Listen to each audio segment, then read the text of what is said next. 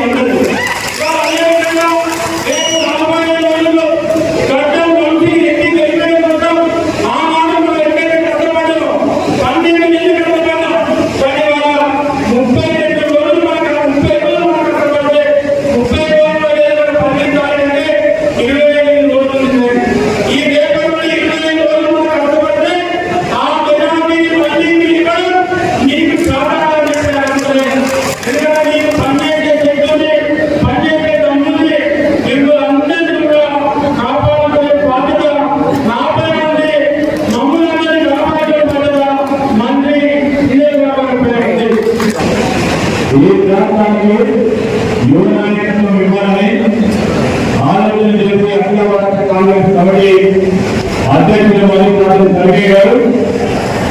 రాహుల్ గాంధీ గారు ఈ రోజు మన మధ్య చదువుకున్న వ్యక్తిని, యువకుడిని, ఉద్యోగస్తుల్ని